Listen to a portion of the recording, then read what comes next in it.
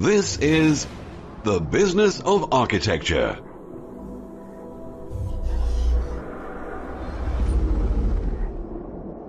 Helping architects conquer the world. And here's your host, Enoch Sears. Have you ever wished you could delegate some of the tasks that keep you so busy as a small practitioner? Maybe you've wished that you could find someone you could pull in part-time while times are busy. Today's guest is Livingstone Mukasa, CEO and founder of Archability.com, the only online marketplace exclusively devoted to connecting those who want architectural and design services with those who offer them, like us. Livingstone studied architecture at Rensselaer, New York Institute of Technology, and later with Harvard's Graduate School of Design. In this interview, we discuss how Livingstone used lessons that he learned early in his career when he was laid off from one of his first jobs to launch what is Archability.com, the only online marketplace for architectural and design services. Without further ado, here's our guest. Well, I want to welcome everyone out today. Welcome to Business of Architecture. Today I have the honor and pleasure of having Livingstone Mukasa with us today. He's the founder of Archability.com, and we're going to talk a little bit more about that today. So without further ado, welcome, Mukasa. Thank you. Livingston. Thank you, Enoch. Pleasure being here. You know, I wanted to start out just asking if you could give everyone a little bit about your background. You have a very, very interesting background from school and then working for some traditional architecture firms and then pivoting and going into real estate development. Could you talk a little bit about your early history, and then we'll jump into Archability? Sure.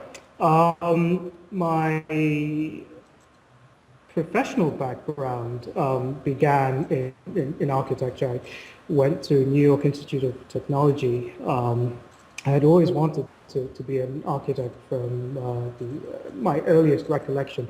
This is mostly because of family influences. I had an uncle who was in the profession. I had a number of cousins who also went into design. I was always artistic, enjoyed being creative. So architecture always seemed to be the best fit for me. The other thing I have to throw in is nobody really warned me also. So I went in with guns blazing. Oh, no one warned you. No.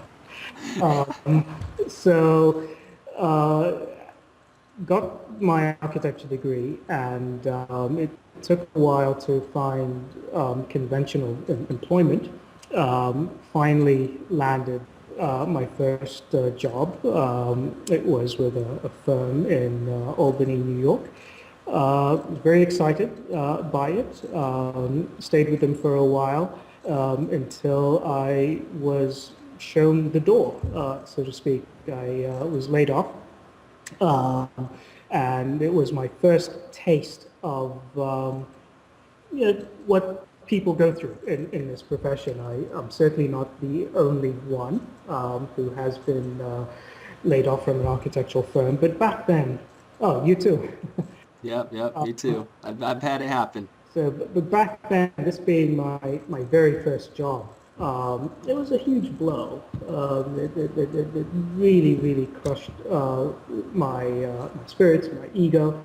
I thought I'd done everything right, and now all of a sudden I'm being told that I'm not required, and being walked out felt like a criminal almost.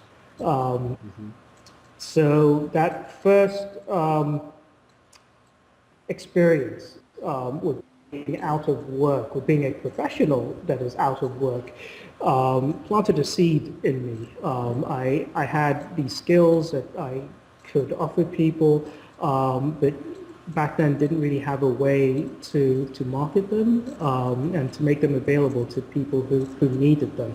And that's a seed that would come in handy years later. Moved on, worked with other firms along the way. The more involved I became in architectural production and the industry, the more interested I became in the larger picture, in land use, in real estate development, and urban design.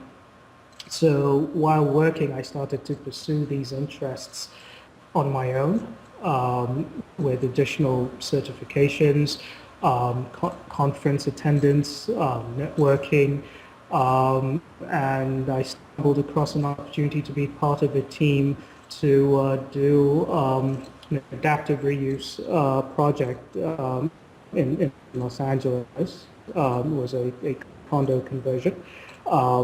And being able to be a part of that was very exciting to me. I was given a chance to be involved in the conception, creation, and delivery of a project rather than just being a service provider in the lifespan of a project. So I jumped onto that bandwagon very quickly, quit my job, and found myself waist deep in real estate development. So that's more or less how the pivot happened, and I rode that wave for as long as I could. Well, thanks, Livingstone. And there came a point when you decided to launch Archability. Archability, yes. Archability. And could you describe how that came about? And go ahead and jump into Archability. Tell us what it is. The point at which I decided to create Archability was when I found myself increasingly in need of projects to sustain myself.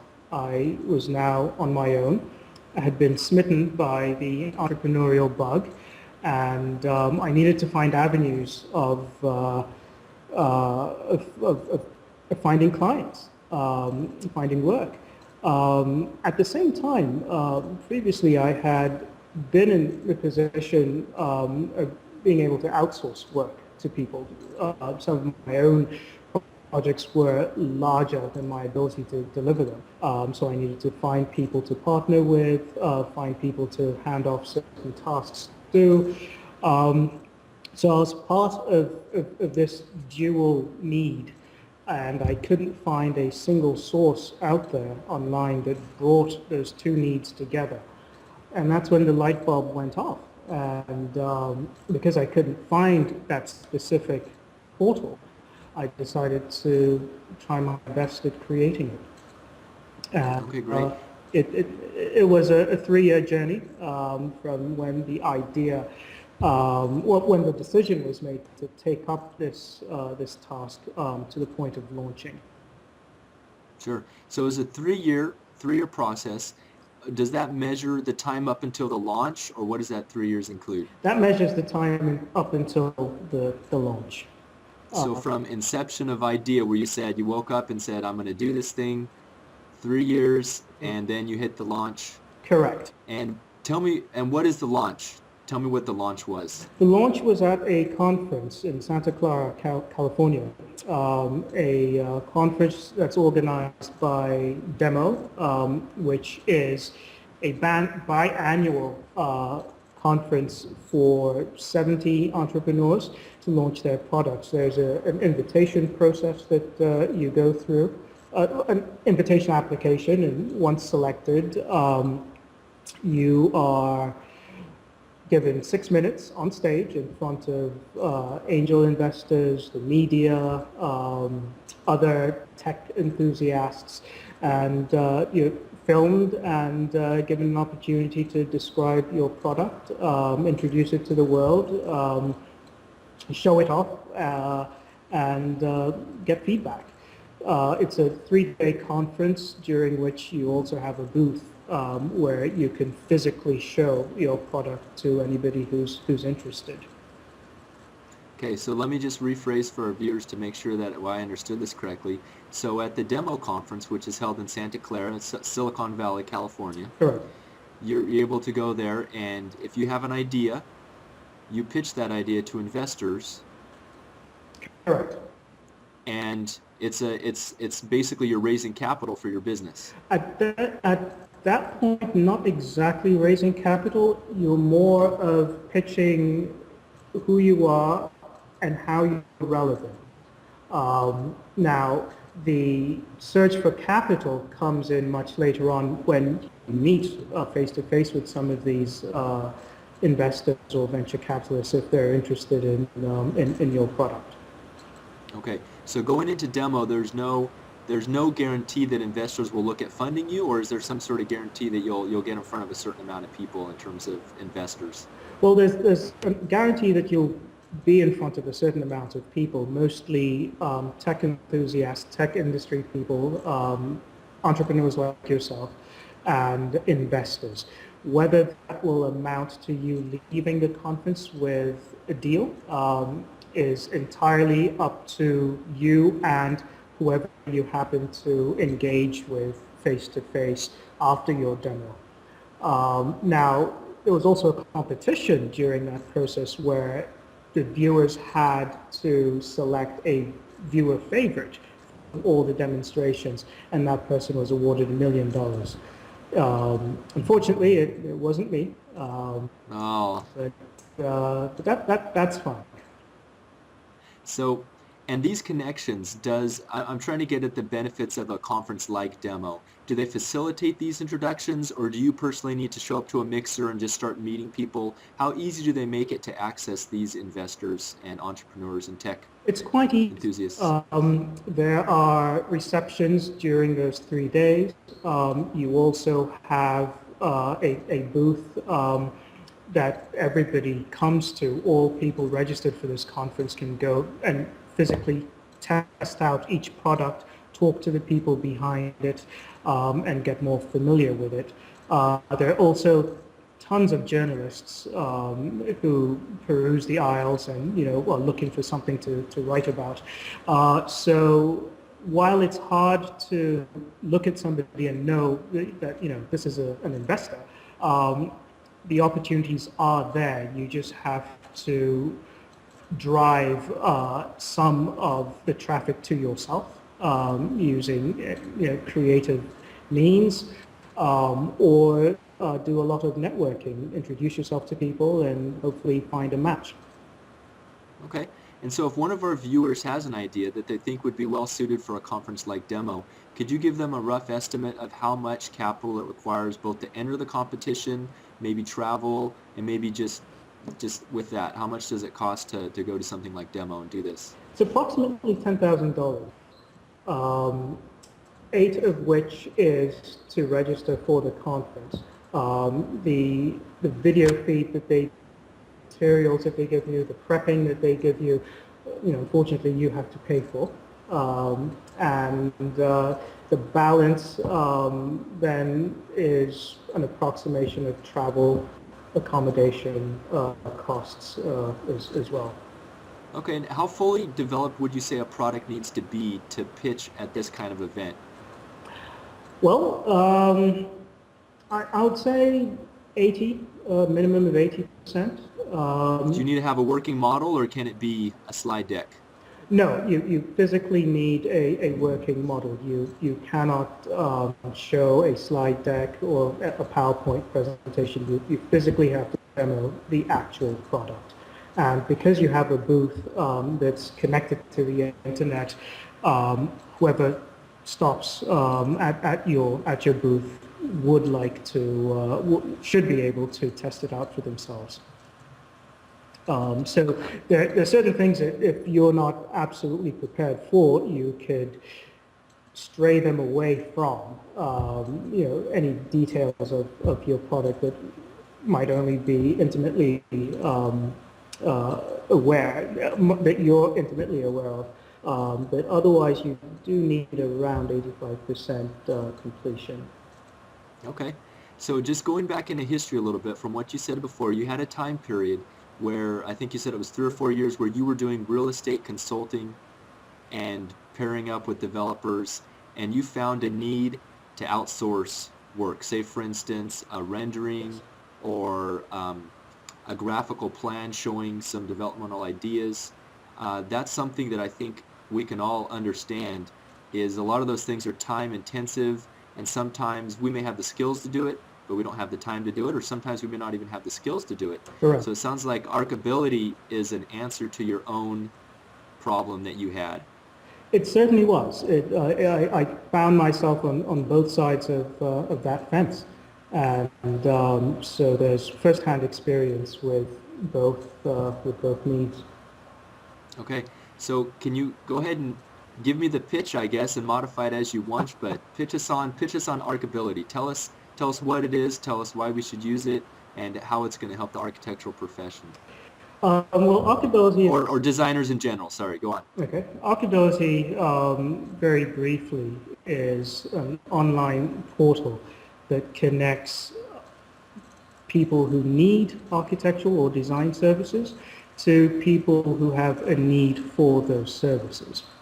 So essentially we're a matchmaker. People who have the need would post their projects. It's 100% free. And once those projects are live, they're visible to hundreds, if not thousands, of skilled personnel, locally, regionally, globally, who, if they're interested, can contact this person, get a little more detail on those needs, and then post a proposal. It's not a proposal based on price necessarily. It could be based on their experience. It could be based on what they think is the best solution for the client. The client then reviews all the proposals, and they're able to filter them as well. Once they're comfortable with somebody's proposal, be it based on price, be it based on their portfolio, be it based on their interview interaction, they can award that project to the individual. The work is conducted and delivered online through milestones that can be set up on the website. Payment schedules can be set up on the website as well. And once the client is satisfied with the deliverables, they release the funds to the contractor. So wonderful. For the clients, for the consumers, it's a place where they can find talent that they were not that wasn't accessible to them previously. And it's a global talent base, so they really get their pick of the varying resources out there. And for contractors, the market comes to them. It lessens the time and effort you have to spend being out there, marketing yourself, advertising yourself. You just go to a website. The projects are targeted for you. You take your pick of what you want and hopefully build that into a relationship that will generate more work.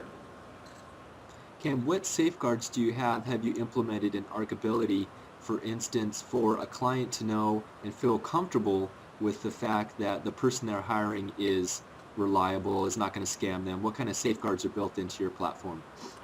Well, there are a few. One big concern is, how do I know this individual who claims to have, say, an architecture degree from XYZ University? How do I know they have that? How do I know they're licensed to practice in such and such a state? How do I know they have this certification that they claim to have? One of the things we offer is a verification process where, for fee, contractors send us the supporting documentation of the credentials that they claim to have, and using third-party verifications, we check out those credentials, and if everything lines up, they get a little verified symbol next to that credential. So that gives a lot of confidence to the person looking at that profile, and it allows them to feel a little more secure with dealing with that person. The other area that helps is an escrow system for payments. If a project has an agreed budget of, say, $500,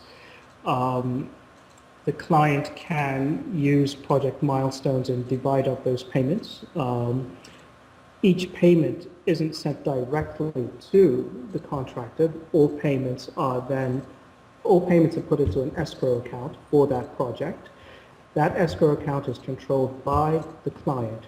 So as work is delivered, according to the milestones that are set up, the client releases the funds from the escrow fund directly to the contractor. So it enables the client to pay when they're okay and when they're confident that they've received what they have, that they've received what they were asking for. Sure. And it also gives the contractor the confidence of knowing that the funds for their project are indeed there. Okay. And what safeguards the contractor from not getting stiffed by the client? Well, because all funds for any given project first go into an escrow account, that lets the contractor know that the funds have been taken from the client and are now being safely held pending delivery of the work. Once the work is delivered and the client approves that work, the client releases the funds. Should the client not release those funds, and that's where we come in. Because those funds have been safeguarded already, the client cannot withdraw them without ample or good reason. So as a third party, we will review all the contract documents that were set up by the client and the contractor. And if we cannot get both to agree, then the judgment will be ours to make. Okay, so that would be that's a formal dispute resolution process where Archability gets involved. Correct. Okay, very well. Now, I was wondering, what kind of projects are you seeing so far on Archability? Well, we're still... In terms of scope, are we seeing smaller, maybe graphical stuff? Are we seeing large buildings, custom homes? Well, we're still relatively new, so we haven't had as much project traction as we hope to build. But so far, it's a bit of both. The work that tends to come quicker are the smaller scope types of projects, a rendering here or a CAD drawing there. But just yesterday, actually this afternoon, a project was posted and somebody wanted a residential house built along passive house standards. The description was a little vague, and hopefully the person will elaborate a little more as they interact with whoever's interested in that project. So it looks like we're beginning to see projects that are a little larger in scope and a little more detailed. Okay. Now, what would you say to architects and designers that are interested, design professionals, be it interior designers or renderers, that want to get involved in Archability, but they're worried that the competition will be so great they'll be beat down on price? I mean, what would you say to that person? It's not entirely based on price.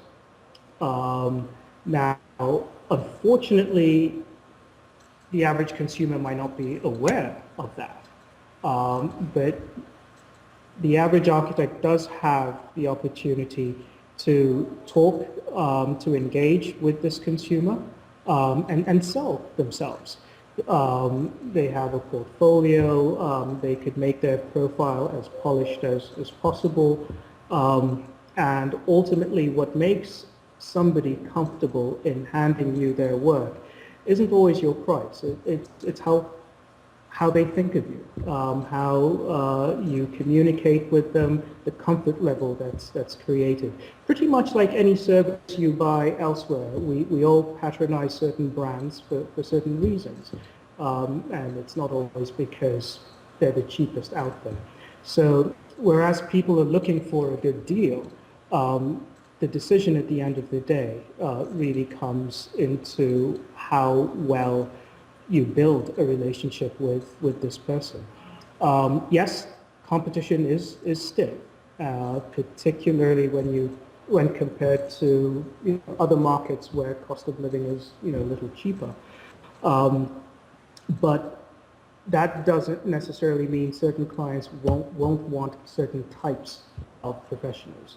You may have somebody who is very specific about who they want to hire. They may want somebody who is licensed in California, for example, or they may want somebody who's able to actually physically visit the project.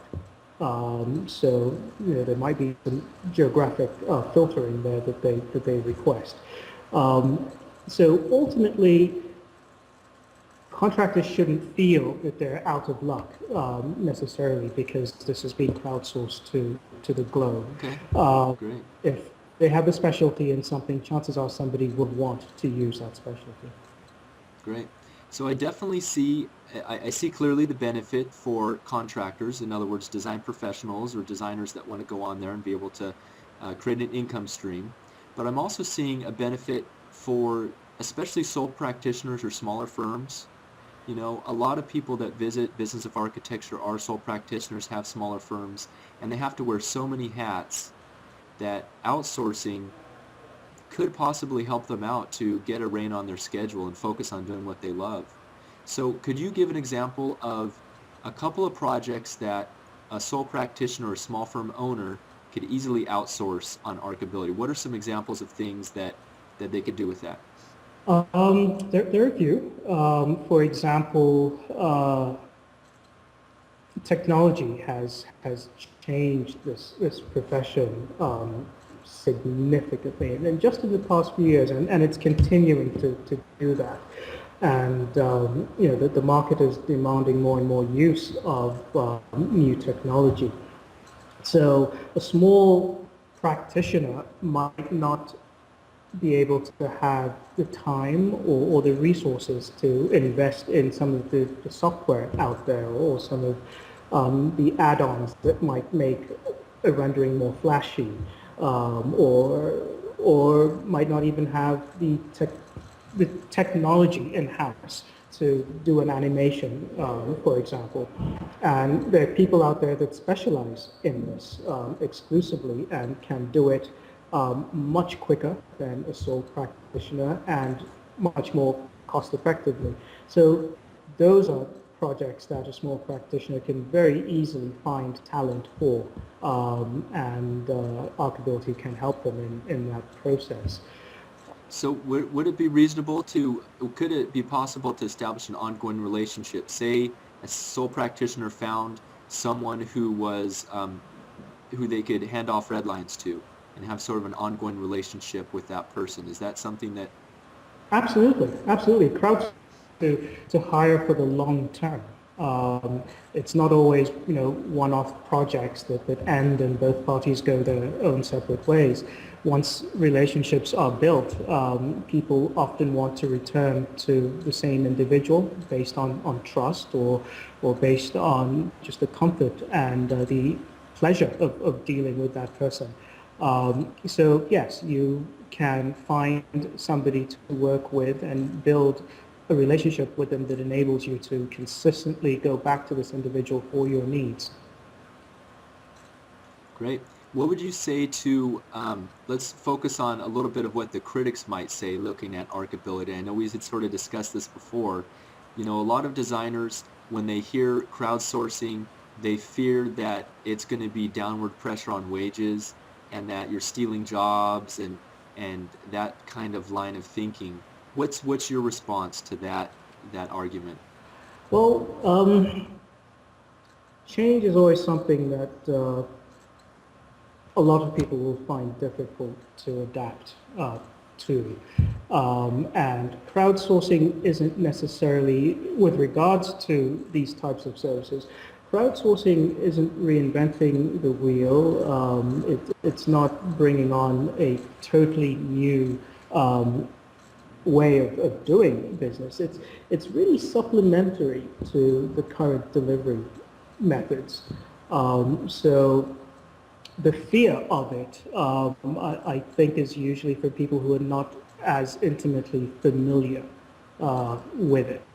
Ultimately, it's leveling the playing field to a certain degree. And whatever benefits crowdsourcing brings to a certain professional, those benefits are accessible to all professionals. So if person, we'll call him person X, is sitting in his firm in Manhattan somewhere, he could still gain from crowdsourcing just as much as somebody sitting in Delhi, India.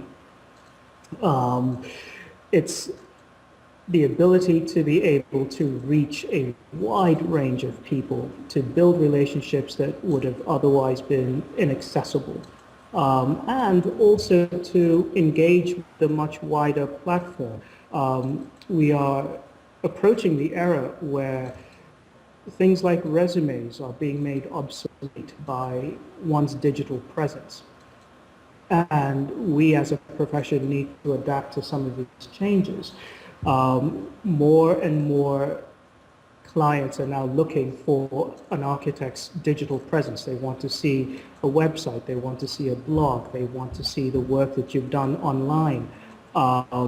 So you have to be able to utilize your online presence in a manner that allows you to get the greatest reach, and crowdsourcing allows you to do that. You have a profile that is permanently there, accessible to just about anybody, that you could use to engage, to become an influencer with how you interact with whoever comes across that profile. And it's just an additional avenue for you to reach out to the world with who you are and what you do. Okay, so what would you say for a freelancer that's going to join Archability? What can that person do to boost their profile to the top, or to get the best profile they can and have the best job of procuring some work? What tips could you give to our listeners? Well, take the profile very seriously. Some people sign on and are very quick in setting it up, not too much thought behind it, not too descriptive with some of their skills and the services they provide. One piece of advice would be to be very descriptive. This is a case where less is not more. But a diverse portfolio, taking the potential consumer, the potential client through various types of work that you're able to deliver, and not just work that has been completed, but also work that you're in the process of doing. Sometimes it's important for people to know what you're working on now, whether or not you'll actually finish it. How you write too makes a big difference. There are people who are real sticklers for grammar and for the ability to communicate effectively. So if you set your profile up in a manner that tells the story, a good story, of why you're here and why and what you expect to get out of this product, and what you're able to produce, and what someone is able to gain from what you're producing, then that will tend to attract a good number of people.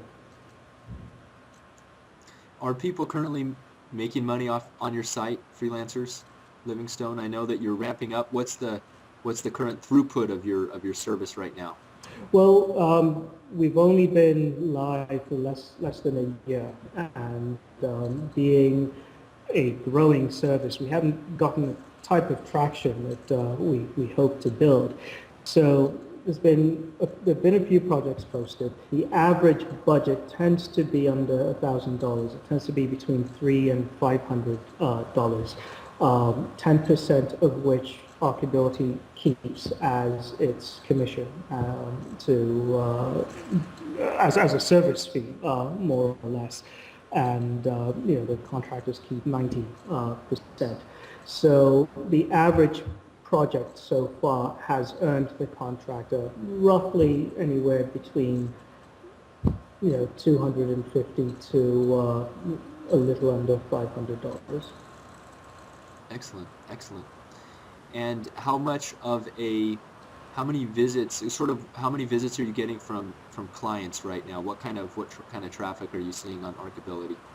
Well, it's still growing, but right now we generally get between 150 to 200 visits a day, which is still relatively on the very low end, and that's there are multiple reasons for that. We're still bootstrapped right now, so marketing is not as effective as it could be. Because this is a vertical industry, a very highly targeted industry, we're not getting the rush of crowds that other websites tend to get. Most people who come to Archability are coming for a specific purpose. But the turnover rates have been fairly good. We have just a little under 900 total registrants right now, with just a little under 3,000 total visits post-launch. So almost a third of everybody who has been to the website has registered, which is fairly good. Excellent. Well, I see this is great. I mean, I see a lot of potential here for to benefit architects in terms of them outsourcing things and also help architects find some income as a lead generation source. And so really looking forward to seeing Archability grow and encourage everyone to spread the word about what you're doing and get on Archability and set up a profile, and like you said, make sure that you spend the time making a good profile so that the clients will see the value in your services. Did you have any parting words about Archability? I had one close-up question I wanted to ask, but I wanted to make sure you didn't have anything else you wanted to tell us about Archability. Well, we've been taking a lot of feedback from users and doing our best to improve the user experience, doing our best to provide some of the functionalities that they want to see. And there are lots of changes that are currently in the works, and there will be a new site revamp soon, this spring, and that will be able to give people a richer experience, both from the client and the contractor end as well. So would like people to keep coming back to the site. There will be changes coming, and whatever they want to see, we're all ears. So they shouldn't hesitate to let us know, and we'll try our best to accommodate those needs. But ultimately, it's a portal for them. So it can only work as best as they want it to work for them, and we would like to help them make it work as effectively as possible. Excellent. Well, Livingstone, I can guarantee you that we will keep our thumb on Archability, and we look forward to seeing it grow. Now, just in closing, I'd just like to ask if you could share if there's any architects out there that have that entrepreneurial bug, who maybe want to branch out into something related to architecture, but not necessarily in the field of architecture. What tips could you give them if you're sitting down with me at coffee and we're talking about, hey, Livingstone, I have this idea, I want to market, I want to get out there. What would be your advice to them? Feel the fear and do it anyway. The greatest handicap is the self-doubt. I know I felt it, and I know others are feeling it. There's always this fear of, well, what if I fail? Or what do I tell my friends? What do I tell my family? You don't want to look like a fool to people. But all the greatest men and women who have been on this earth have experienced some significant failure in their lives, and we are no exception. So that's the most important thing. Just bite the bullet. Yes, you will fall. Yes, you will keep stumbling. But hey, you can stand up, brush off the dust, and walk again. I've certainly learned a lot during this whole process. I haven't always made the right decision, but sometimes making a decision is far, far more important than not making that decision. So that's the most important thing. Just do it. and you'll learn as you grow. You'll learn along the way. A lot of people wait to have all the answers available or provided to them before taking the plunge, without realizing that the best answers and the best learning experiences come from swimming after the plunge. Those would be my parting words. If anybody would like anything further, feel free to get in touch. I'm more than happy to share more detailed experiences as well as hear from others what challenges they're going through and see how we could all help each other. Excellent. Well, it doesn't get much better than that. That's a very inspiring message to live on, Livingstone. We appreciate it, and thank you for your example. And how should people get a hold of you? What's the best way? Twitter? I know you're on Twitter. What's the best way for people to reach out to you? On Archability, at Archability, or my personal Twitter is livmuk, Livmuk. You could also reach me at live@archability.com. Okay, and that's liv@archability.com, right? Correct. It's much less of a mouthful than Livingstone. Okay. Thanks, Livingstone. We really appreciate it. We'll talk to you soon. Thank you. It's been a pleasure being here. Okay. Bye-bye. Bye-bye. Well, that's it for today. If you like this video, please share it by clicking one of the share buttons. And to get updates when I post a new article, video, or podcast, visit businessofarchitecture.com, sign up for our email list, and I'll send you my exclusive ebook, Social Media for Architects. Everybody!